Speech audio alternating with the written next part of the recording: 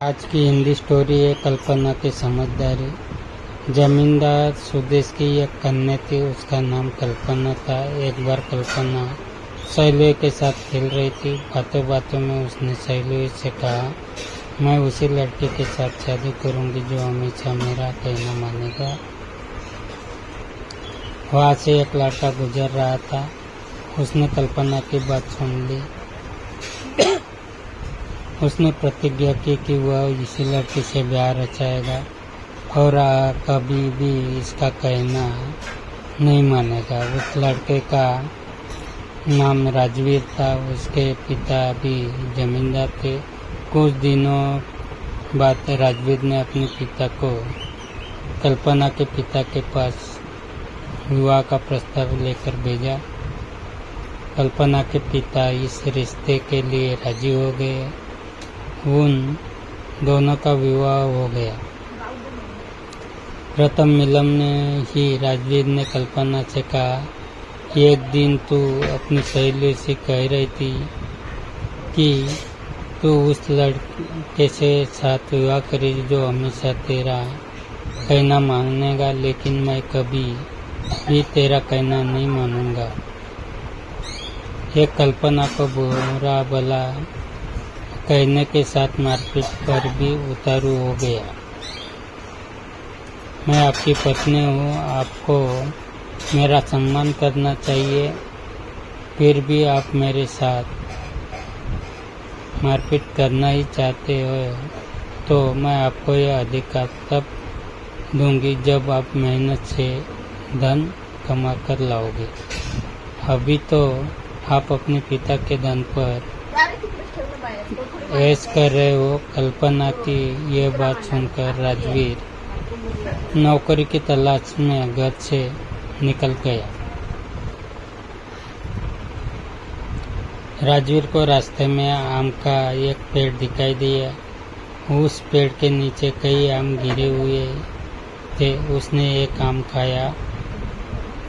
उस आम की गुठली उसने जैसे ही पेड़ के नीचे जमीन पर फेंकी, वहाँ पर आम का नया पेड़ उगाया। उसने बहुत सारे आम एक बोरे में भर लिए और सोचने लगा वह उन्हें बेचकर बहुत सारा धन कमाएगा। आम का बोरा लेकर वह आगे बढ़ा ही था कि उसे 3 आदमी मिले। उन्होंने आम के बारे में उससे पूछा। राजवीर ने बताया, इन आमों को चूसने के बाद इनकी गुठली को जमीन में रखने पर उनसे नए पेड़ उगाते हैं। उन तीनों ने राजवीर से शर्त लगाई, यदि आम की चूसी गुठली को जमीन में रखने पर आम का पेड़ उगेगा तो वे सारा धन उसे दे देंगे। पेड़ नहीं उगने पर राजवीर को अपना सारा धन उन तीनों को देना होगा। राजवीर शर्त हार गया।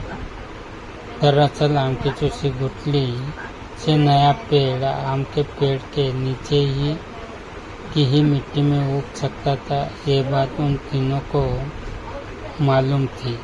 शर्त हारने पर उन तीनों ने राजवीर का सारा पैसा और आम ले लिए। राजवीर उदास होकर रोने लगा। रात होने लगी। राजवीर को दूर उजाला दिखाई दिया। वह उसी दिशा में आगे बढ़ता गया। वहाँ एक बुढ़िया का घर था। राजवीर ने बुढ़िया से कहा, मुझे 3 आदमियों ने ठग लिया। मैं बहुत थका हुआ हूँ। मुझे ठहरने के लिए जगह मिलेगी? बुढ़िया नेक दिल थी। उसका कोई बच्चा भी नहीं था। उसने राजवीर को अपने साथ रख लिया।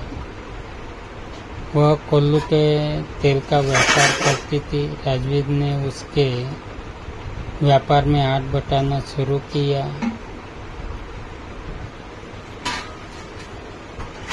आम के पेड़ वाले रास्ते से गुजरे राजवीर को काफी समय हो गया था। राजवीर को ठगने वाले वे तीनों आदमी अब किसी और की तलाश में थे। अचानक उन्हें एक घुड़सवार आता हुआ दिखाई दिया। उसके हाथ में तलवार थी। उन 3 ठगों ने घुड़सवार से भी वही शर्त लगा ली। उसने थैले से ये काम निकाला, उसको चूचा। दूसरे थैले से थोड़ी मिट्टी निकाली और जमीन पर रख दी। चूसे आम को उस जमीन पर रखने से आम का एक पेड़ उगाया। दरअसल दूसरे थैले में रखी मिट्टी आम के पेड़ के नीचे की मिट्टी थी। तीनों ठग शर्त आत गए। शर्त के मुताबिक उनका पूरा सामान घुड़सवार ने ले लिया। घुड़सवार आगे बढ़ता गया। उसे भी बुढ़िया के घर का उजाला दिखाई दिया। वह उसी दिशा में आगे बढ़ा। थोड़ी देर बाद वह बुढ़िया के घर पहुंचा। बुढ़िया बोली, चलो एक रात के लिए तुम भी यहाँ रुक जाओ। घुड़सवार की मुलाकात वहाँ राजवीर से हुई। उसने राजवीर से पूछा, क्या तुम मेरे साथ काम करोगे? तुम्हें काफी धन दिया जाएगा। राजवीर ने उसके साथ काम करने की हामी भर ली। दूसरे दिन घुड़सवार और राजवीर ने बुढ़िया से विदा ले ली। राजवीर घुड़सवार के साथ एक महल में पहुंचा। वहाँ बहुत सारे लोग काम कर रहे थे। घुड़सवार ने राजवीर को भी उन लोगों के साथ काम पर लगा लिया। बुढ़िया के साथ रहकर राजवीर के बाल बहुत बड़े हो गए थे। घुड़सवार ने उसके बाल छोटे करवा दिए।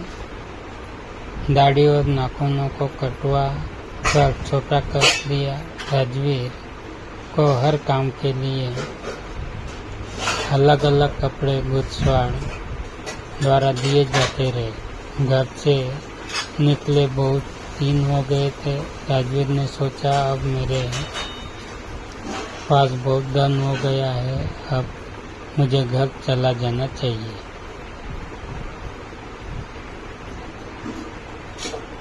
मैं अब कल्पना पर रोब भी दिखा सकता हूँ। राजवीर ने घुड़सवार से घर जाने की इजाज़त मांगी।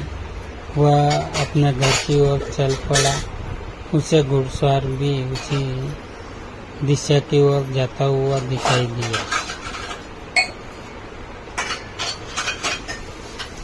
घर पहुंचकर राजवीर अपनी पत्नी से स्थिति बताते हुए बोला, इस बीच मैंने बहुत अच्छी नौकरी की। मैंने कई लोगों को नौकरी भी दी। तुमने कहा था जब मैं मेहनत से धन कमा कर लाऊंगा तब मैं तुम्हारे साथ मारपीट कर सकता हूँ।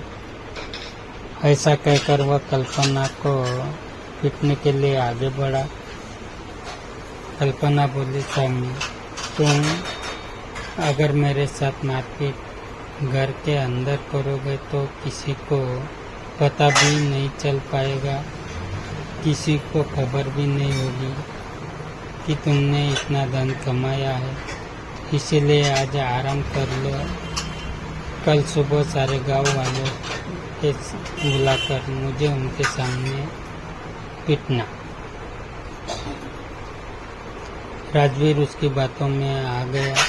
दूसरे दिन उसने सभी गांव वालों को बुला लिया। वहाँ बहुत भीड़ जमा हो गई। जैसे ही राजवीर ने पत्नी पर हाथ उठाने की कोशिश की, वह बोली, स्वामी, मैंने तुम्हें कहा था कि तुम मेरे साथ मारपीट तभी कर सकते हो जब तुम अपनी मेहनत से धन कमा कर लाओगे, लेकिन तुमने जितना भी धन कमाया है वह सब उस घुड़सवार की बदौलत। कौन घुड़सवार? आश्चर्य से राजवीर बोला, वही घुड़सवार जो तुम्हें कोल्लू के तेल का व्यापार करने वाली बुढ़िया के घर से वापस लाया। वही घुड़सवार जिसने तुम्हारे बाल दाढ़ी और नाखून बनाकर तुम्हें जानवर से इंसान बनाया। कल्पना बोली, तुम घुड़सवार को कैसे जानती हो? राजवीर ने प्रश्न किया। प्रश्न को सुनकर कल्पना ने एक थैले से कटे बाल, नाखून और कपड़े निकालकर कहा, पहचानो, यह सब तुम्हारे ही है। मैंने घुड़सवार का वेश धारण कर अपने पिता की एक जागीर में तुम्हें नौकरी दी, नहीं तो तुम जीवन भर कोल्लू के तेल का ही व्यापार करते। भीड़ के सामने राजवीर शर्मसार हो गया। उसके हृदय की दुष्टता मिट गई थी। वह कल्पना के पैरों में गिर पड़ा। कल्पना उसे उठाती हुई बोली, तुम्हारी जगह मेरे पैरों में नहीं बल्कि मेरे हृदय में है।